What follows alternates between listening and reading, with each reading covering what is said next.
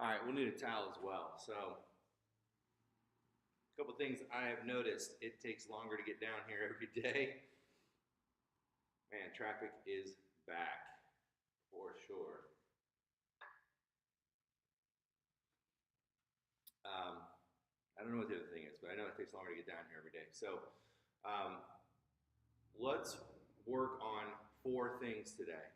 So, here's kind of maybe you guys are in the same boat, but I thought this would be a good opportunity. We're heading into the weekend. We just did 4 days of really high intensity work between chaos and our strength cycles or our tempo cycles. We get to Friday and you're just like, wow, holy shit. And today's a really good day to just do some mobility, some work on. So the things I want to focus on, the four things were hips, calf, Achilles, gastroc, um, shoulders specifically. So those three components, and then also, again, tying together just at least some additional thoracic and like chest, pec.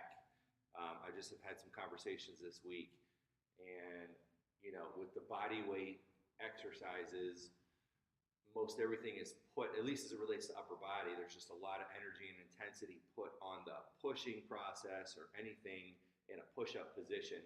So in the grand scheme of things, right, we probably have been doing more push-up plank work than we generally do if we were in the gym. Now we tried to combat that using the towel and doing some shoulder mobility, but it's just not enough. And also from an intensity standpoint, most of the stuff that we do with towel and at least as it relates to shoulder mobility, is a lower intensity. So we probably have a tendency to try to want to make it a little bit harder, just because we know that we only got you for a short period of time. And so in that regard, I think we may have done just a little bit too much pushing over the past couple weeks, but that's okay. Like I said, let's take today and kind of recoup and think about the weekend.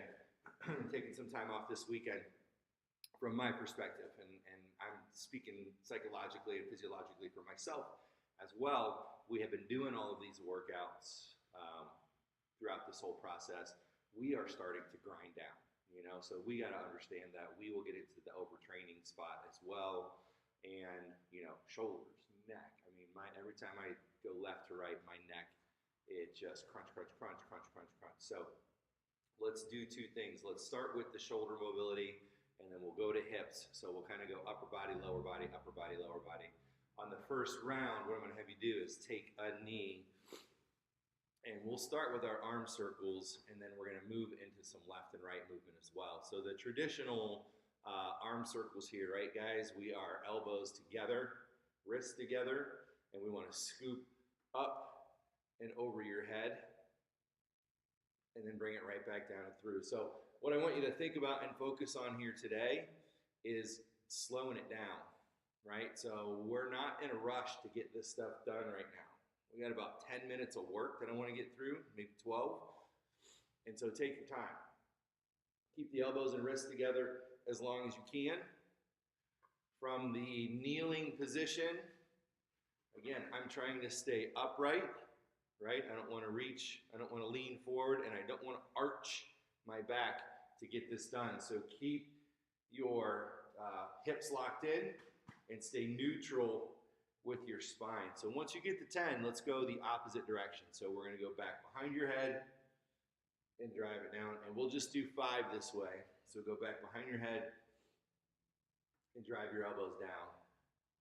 And again, these are really, really good general mobility exercises to kind of get everything loosened up and moving. So let's go back. Let's switch knees. So I'm going to go with left knee. It's generally not comfortable being on my knee. So if you got a towel or a pad, put the towel down. You can put your knee down. And so we're going to go elbows up and through. And we'll keep the same scheme here, guys. Let's go for a set of 10.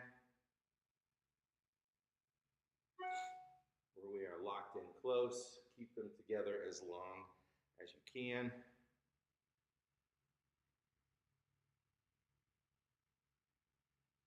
Got it. And then once you get to 10, go ahead and switch directions. And and drive it down and through. And we'll keep that same 5, right? So my hands are behind my head. I'm driving the elbows down, and Rudy got out of the gate. Got out of the front. That's not a surprise the way today's going. All right, so 1. Step number 2, let's go across your body, and then we're going to stretch out the tricep.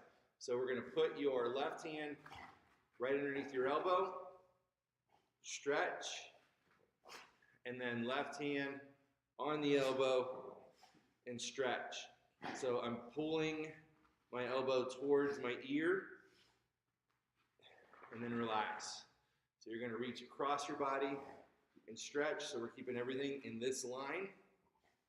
And then we're going to go behind and try and scratch your back and stretch. So you can switch sides if you want to. We're going to end up doing 3 each side. Open it up, reach across. Keep doing that. I got to put Rudy back in his in front office. Come on, Rudy.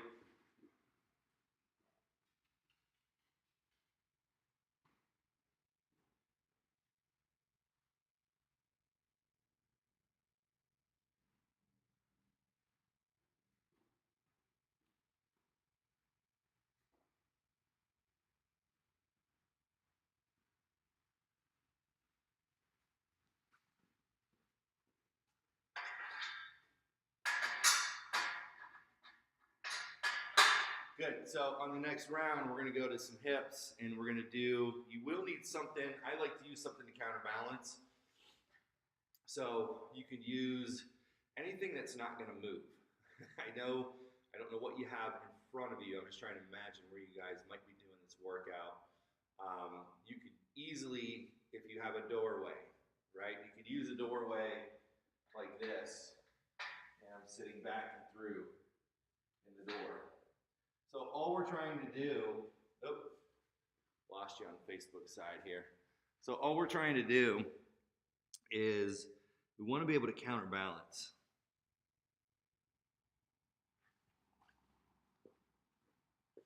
So from this perspective, it's not a normal squat where I'm just trying to get the parallel and then up and through. I actually want to sit as deep as I can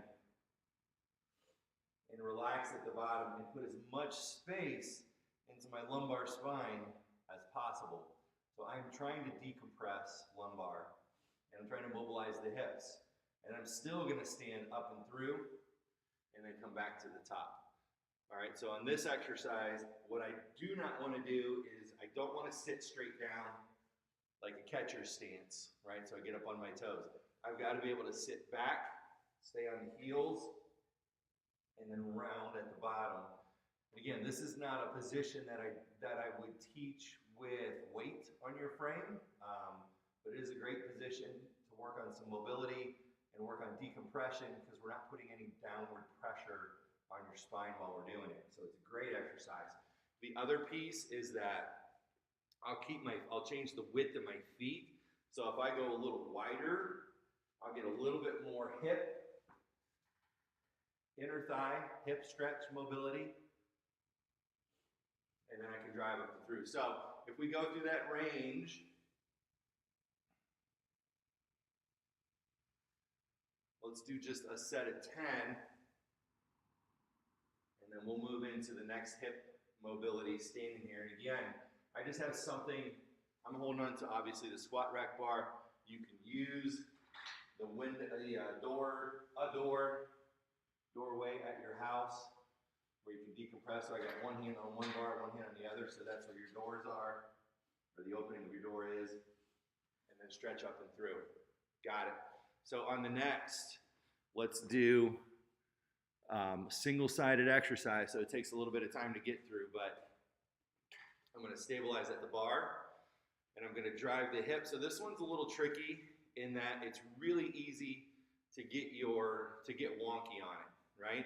So the premise here is that I'm going to externally rotate and bring the hip around through a full circle, and then, bring the knee back up to the start position.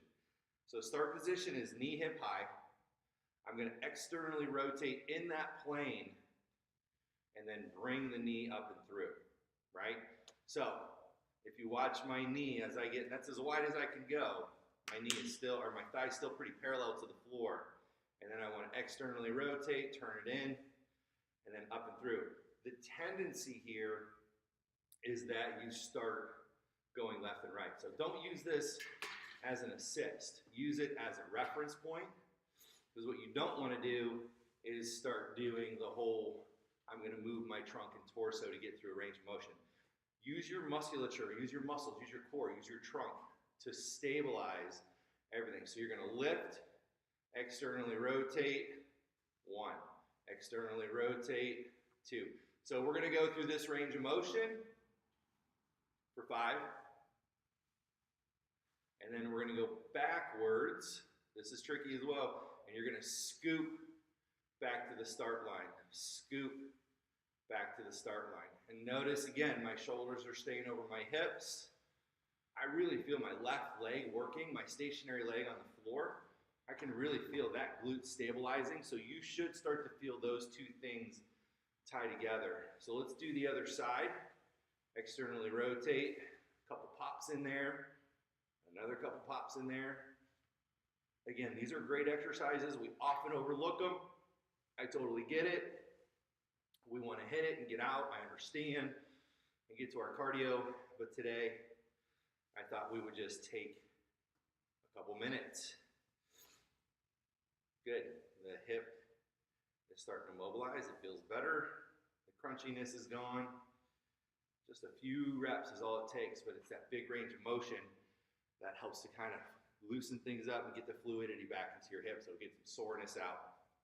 And generally, it'll stimulate the joints themselves to be mobile, to be loose, right? So the little crunchies actually stimulate the joint. It'll release synovial fluid, and that's the fluid. That's like your 10W40, right? So you turn your car on, and the oil warms up, and it gets through your engine system. It's kind of the same concept where you start moving a little bit slowly and in control. You get some crunchies, that synovial fluid releases, and then all of a sudden you start to lubricate the joints and you start to warm up and go through normal ranges of motion. All right, so we need a towel. And this by far is one of my favorites. We're just gonna do the around the world, so it's 2 different exercises here as well. So I like to wrap. You don't have to do anything. It doesn't have to be a big bath towel. I'm just more using it for reference point. You can just ball it up if you want to. But we're gonna do the around the worlds. I like doing these standing and sitting, and I'm going to show you both. So from that perspective, on the stand, I want to think I'm going to go to my left side first. I'm going to go to my left, and my elbow is pointing straight to the ceiling. Let me see if I can scoot up here. I'll get a little closer. So my elbow is pointing straight to the ceiling, and then my left elbow points straight to the ceiling, and I'm back around and down. Got it? So I'm going to go the opposite direction. Left elbow up, right elbow up, back around and down. So this is kind of the equivalent of the hip exercise we just did. So we're trying to maintain a good, stable trunk.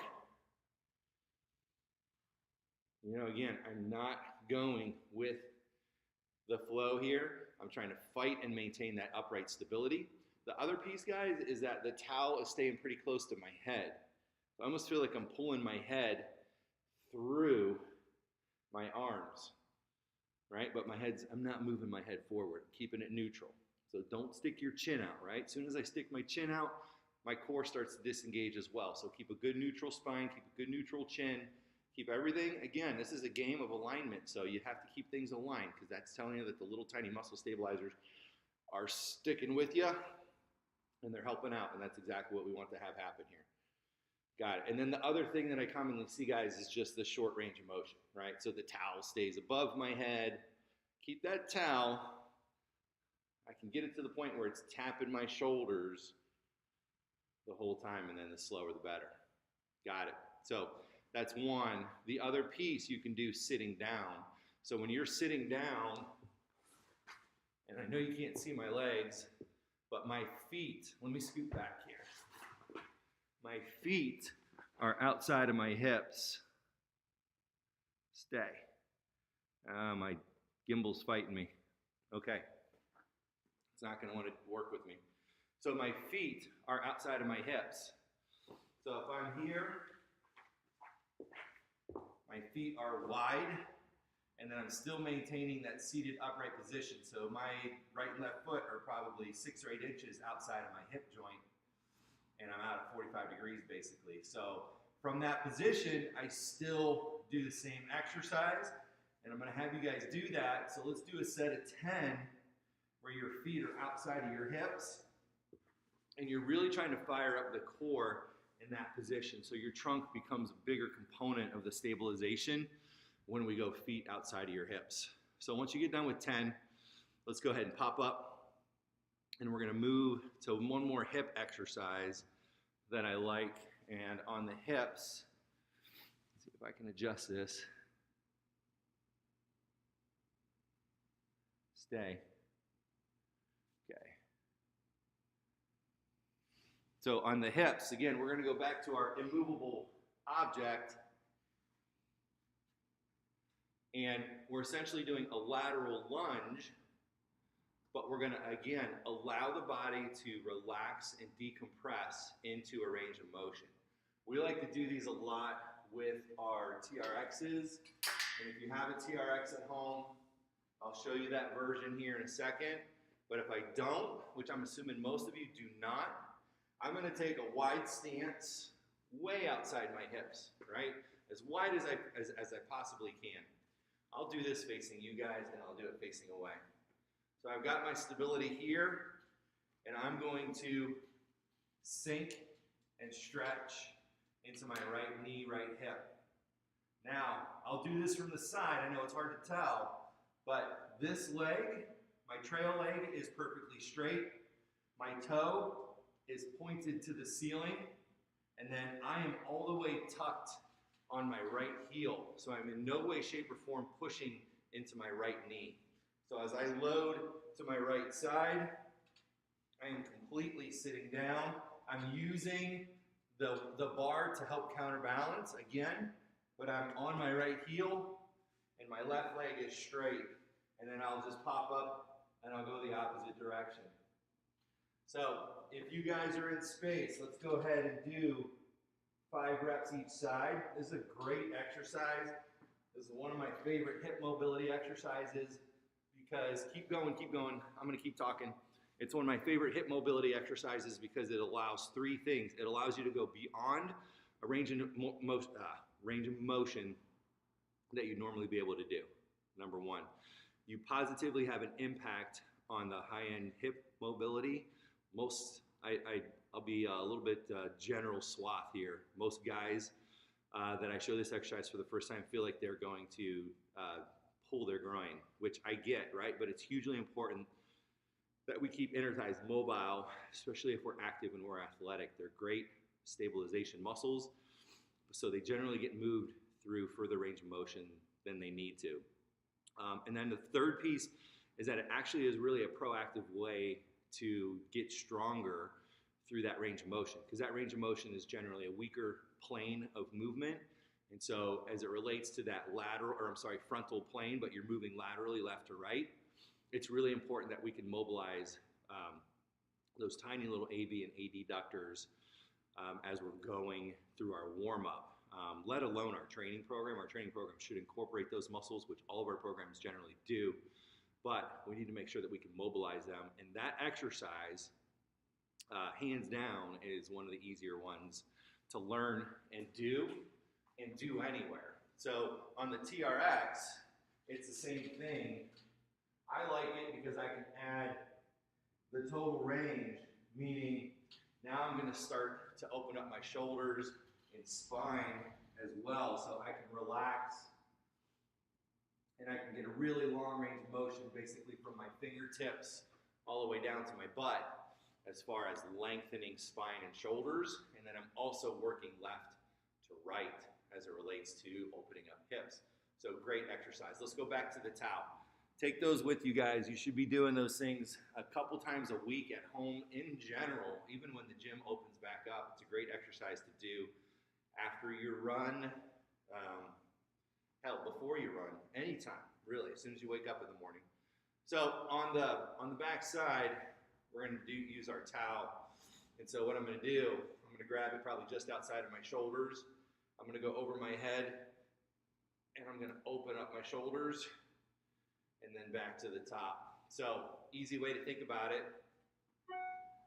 Get it over your head. You're going to go down with your left arm, right? So I've opened up the left shoulder, down with your right arm, opened up the right shoulder, and then go back the way you came. I'll do it again. Over your head, down with my left, down with my right. So my whole shoulder joints, both sides now, are externally rotated and open, and then I'm back to the top. And I would alternate which hand I lead with, and if I'm doing right, it's right, right, right, right. So my right leads the way the whole time. This is actually a fatiguing exercise, but it does a really good job of, again, putting that shoulder joint, and just kind of bear with me for a second, but if I think about anything that I do in front of me, all right, so you're sitting at your desk, right? I'm protracted. So here's your natural position moving forward. Even when you're working out, if you have whatever is in front of you, right? So your tension is coming, or you're pushing against tension of some sort, whether it's the floor or a dumbbell or a straight bar.